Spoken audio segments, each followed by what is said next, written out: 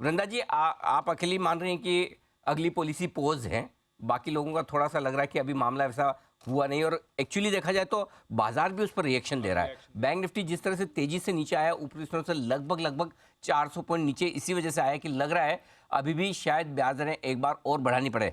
आप क्या वजह समझती हैं कि अगली बार पॉलिसी में ब्याज दरें नहीं बढ़ेंगी, और जो डेटा आरबीआई ने दिए हैं आपको लगता है वो हासिल हो पाएंगे?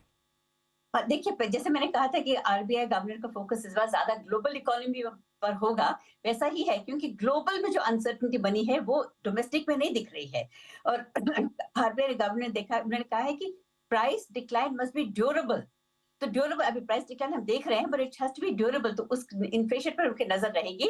और जहां तक ग्रोथ की बात है, वो कहते हैं ग्रोथ रेजिलिएंट है। और सिर्फ उन्होंने जो बढ़ाया है वो सिर्फ अपने मन से ही नहीं बढ़ाया, आईएमएफ भी कह रहा है कि इंडिया की ग्रोथ 7% तक होगी। तो जब पूरी दुनिया को इंडिया पे कॉन्फिडेंस है, तो हमें क्यों इतनी डाउट हो रहे हैं? और एक बार ये अच्छी बात, एक और अच्छी बात है कि जो लिक्विडिटी की बात, जहां गवर्नर कह रहे हैं कि वो लिक्विडिटी पे भी नजर लगेंगे रखेंगे, लेकिन उन्होंने मार्केट को उसको उसकी मार्केट को काफी एक्टिवेट कर दिया है लिक्विडिटी के लिए। लेंडिंग एंड बोरोइंग G6 में अलाउ किए हैं, और उन्होंने जो मार्केट टाइमिंग्स रिस्टोर किए हैं। तो लिक्विडिटी तो इंजेक्ट करने के लिए RBI will stand by, but साथ ही साथ मार्केट को भी वो एक्टिवेट कर रहे हैं। और जहां तक ये इसकी बात चली है कि further monetary policy action will be warranted जो कह रहे हैं, further doesn't mean increase rate hike. उनके पास और भी तो इंस्ट्रूमेंट्स हैं, सीआरआर भी तो है, और बाकी सो मेनी अदर इंस्ट्रूमेंट्स है, तो वो कुछ और भी कर सकते हैं।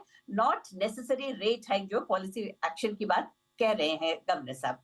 ओके, वृंदा तो जी, तो मुझे तो लगता है कि लुकिंग एट द वे, क्योंकि इतनी सारी ग्रोथ और डेवलपमेंट जो हो रही, जिसके जो होप्स दिख रहे हैं, गवर्नर साहब ने जो सब मेंशन किया हुआ है, तो growth will be remain resilient, but inflation के ऊपर नजर रखना होगा। 4% जो है वो कोई रिटन इन स्टोन नहीं है। आई एग्री कि हमारी ग्रोइंग और इकोनॉमी, हमारे जैसे जो ग्रोइंग इकोनॉमी है, उसके लिए 5% इन्फ्लेशन इज नॉर्मल। इनफैक्ट वो होना चाहिए, rather than 4 it should be 5%। तो शायद इसके ऊपर भी गवर्नर साहब may take a relook and look at this. पर हम ये इन्फ्लेशन के ऊपर हम निश्चिंत नहीं हो सकते। If we give up, then inflation expectations will start rising, और फिर उसको कंट्रोल करना बहुत मुश्किल होगा। इसलिए जरूरी है जो उन्होंने कहा कि हम जो डिक्लाइन है उसके ऊपर हम नजर रखेंगे, ये ड्यूरेबल है कि नहीं ये हम देखते रहेंगे। वृंदा जी से यही सवाल पूछा जाए। वृंदा जी बताएं। मुझे लगता है कि जो बजट आएगी, नेक्स्ट ईयर की बजट आएगी, उसके बाद से रेट कट शुरू हो जाएगा।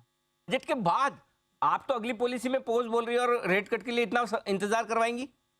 नहीं, लेकिन पॉज ये देखना है ना कि whether the price decline is durable.